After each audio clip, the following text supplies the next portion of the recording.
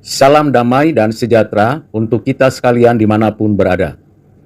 Saya akan menjelaskan keberadaan manusia menurut ajaran Alkitab.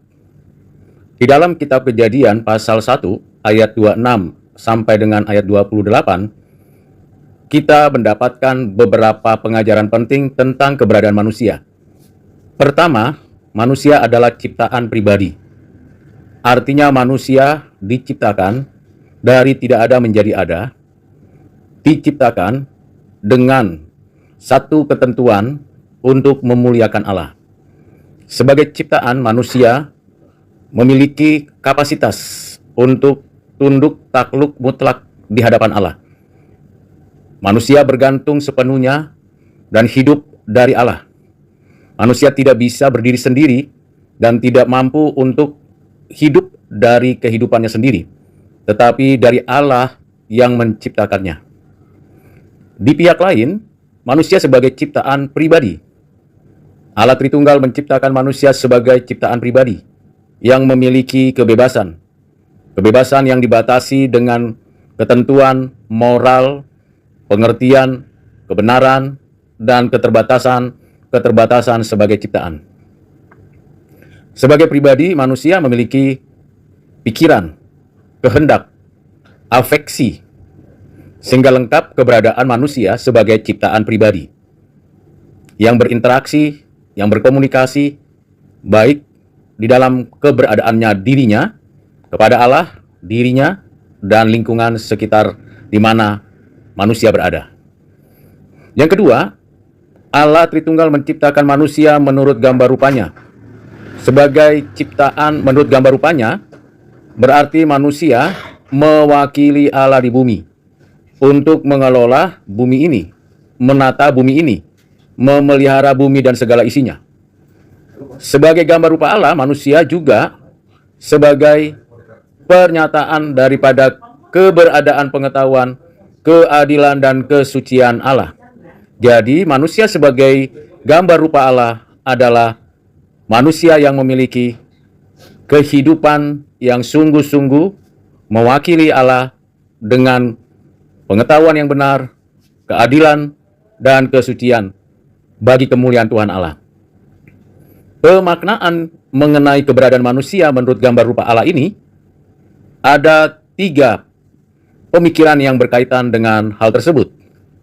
Manusia sebagai gambar rupa Allah dimaknai sebagai makhluk rasional yang membedakan dengan ciptaan lainnya, yang membedakan dengan malaikat, membedakan dengan hewan, tumbuhan, materi, dan yang lainnya, yang dapat mengembangkan segala pengetahuan pengertiannya dari sumber daya yang ada di alam, memanfaatkan segala sumber daya alam itu untuk kepentingan dan kebutuhan manusia bagi kemuliaan Allah. Manusia memiliki kemampuan untuk berpikir seperti itu, sehingga manusia dapat menjadi pembuat karya-karya yang lain yang dibutuhkan manusia dan ada dan hadir di dalam sejarah hidup manusia. Manusia menurut gambar rupa Allah juga adalah manusia yang memiliki kemampuan dan kapasitas untuk berelasi sebagai makhluk relasional yang memiliki kapasitas untuk memiliki hubungan dengan penciptanya, dengan dirinya, dengan sesamanya, dan dengan makhluk lain dan ciptaan yang lain. Kemampuan itu dapat terlihat dari interaksi manusia kepada Tuhan Allah, dengan dirinya sendiri, dengan sesamanya, melalui bahasa, melalui budaya, melalui pengetahuan. Ada upaya-upaya yang perlu dilakukan manusia untuk membangun interaksi, komunikasi di antara kehidupan manusia sebagai gambar rupa Allah secara relasional. Yang menjadi fokusnya ialah hubungan pribadi dengan Allah Tritunggal. Manusia sebagai gambar rupa Allah juga dimaknai sebagai makhluk yang berkarya, yang berfungsi, yang diberikan kapabilitas untuk mengelola, menata, memelihara bumi dan segala isinya. Manusia bukan makhluk yang menerima saja ketentuan-ketentuan yang ada di alam atau aturan-aturan hukum alam, tetapi manusia diberikan kapabilitas untuk berkarya. Berkarya karena manusia punya tubuh dan punya jiwa. Manusia juga punya akal, punya kebebasan. Jadi sebagai gambar rupa Allah, Akhirnya bisa disimpulkan manusia adalah makhluk rasional dan relasional serta fungsional. Itulah makna dari keberadaan manusia sebagai gambar rupa Allah. Yang ketiga, manusia sebagai gambar rupa Allah memiliki dua unsur yang tidak dapat terpisahkan tetapi dapat dibedakan, yaitu tubuh dari debu tanah pada mulanya, kemudian dari keberadaan manusia pertama, lahir tubuh, terbentuk tubuh di rahim ibu masing-masing. Manusia punya tubuh. Tubuh itu mulia, tubuh itu suci, tubuh itu baik. Dan manusia juga adalah makhluk rohani. Dihembuskan nafas hidup, diberikan kehidupan, roh adanya, yang bisa disebut juga sebagai jiwa. Dengan demikian manusia memiliki dua unsur, tubuh dan roh. Satu kesatuan yang tidak dapat dipisahkan dan dapat dibedakan, saling berinteraksi sebagai makhluk individu yang hidup. Tanpa tubuh itu adalah malaikat, tanpa roh itu adalah hewan, tumbuhan, materi, tanpa roh dan juga tanpa jiwa yang ada di sana. Tetapi manusia adalah ciptaan pribadi menurut gambar rupa Allah yang memiliki tubuh roh. Dengan demikian manusia adalah makhluk hidup yang bisa diberikan kemampuan untuk beranak cucu bertambah banyak memenuhi bumi. Persoalannya adalah ada pendapat-pendapat pemikiran manusia yang bersifat antroposentris atau bersifat spiritisme. Antara lain adalah pendapat dari seorang filsuf bernama Plato. Ia berpendapat demikian bahwa manusia memiliki tubuh dan jiwa, tetapi bagi Plato tubuh itu adalah materi yang terikat pada dunia fisik, dipenjara sebagai penjara jiwa, dan tubuh itu terbatas oleh keinginan, kebutuhan, dan hawa nafsu dunia. Sedangkan jiwa adalah elemen yang lebih tinggi dan abadi, yang berasal dari dunia ide, yang sempurna dan kekal. Jiwa dianggap sebagai esensi sejati dari manusia dan memiliki tiga bagian. Bagian pertama disebut logos, rasional, bijaksana. Pengetahuan ini ada pada diri aspek luhur dari manusia. Yang kedua dari jiwa itu adalah timos, spiritual, bagian dari jiwa yang mengandung keberanian, kehormatan, dan semangat. Timos inilah yang membantu logos dalam menjaga kendali terhadap hasrat yang lebih rendah. Dan yang ketiga adalah eros. Eros bagian ketiga dari jiwa manusia yang berkaitan dengan nafsu, keinginan, kebutuhan fisik. Jadi ini adalah keberadaan jiwa yang paling rendah. Di dalam ajaran Alkitab, tentunya ini berbeda. Karena pandangan Plato menganggap tubuh itu adalah tubuh yang memenjara jiwa. Tubuh yang bersifat jahat atau tidak baik. Sedangkan jiwa itu dianggap kekal dari ada selama-lamanya, bukan diciptakan oleh Tuhan Allah.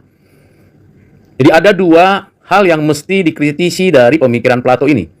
Yang pertama, bagi orang Kristen, tubuh itu baik, indah, mulia, dan bukan penjara bagi jiwa. Karena Tuhan menciptakan tubuh, mengukir tubuh manusia sedemikian indah. Dan di dalamnya tentu ada banyak hal yang berkaitan dengan tubuh yang begitu teratur dan terorganisir dengan baik. Orang Kristen juga dalam pandangan Alkitab menolak pemikiran Plato tentang jiwa. Karena jiwa bukan bersifat kekal, artinya bukan dari dunia ide yang kekal, bukan selama-lamanya ada, dari selama-lamanya ada. Jiwa itu diciptakan, dihembuskan oleh Tuhan Allah, bukan dari dunia ide, tapi dari nafas Allah. Jiwa itu memang di dalamnya ada pikiran, ada kehendak, dan ada afeksi. Namun jiwa itu pada dirinya dan kategori jiwa semuanya juga berasal dari Tuhan yang sempurna, baik, dan suci adanya. Sehingga orang Kristen menolak pemikiran daripada Plato. Di dalam keberadaannya, manusia menurut Plato itu dalam pemikiran dualisme. Ada tubuh, ada jiwa.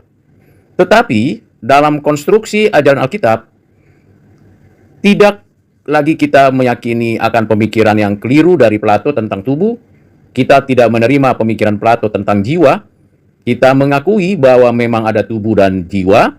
Keduanya baik, keduanya berasal dari Tuhan. keduanya diciptakan oleh Tuhan, dan keduanya bagi kemuliaan Tuhan. Jadi ada asal-usul tubuh dan jiwa, bukan berasal dari sesuatu yang sifatnya kekal asal-usulnya. Nah, dengan demikian kita bisa melihat beberapa pandangan yang perlu untuk dikritisi dari pemikiran Plato ini. Aspek-aspek yang perlu diperhatikan untuk dikritisi, kita tidak menerima dualismenya Plato. Orang Kristen mengakui adanya dualitas, bukan dualisme Platonik.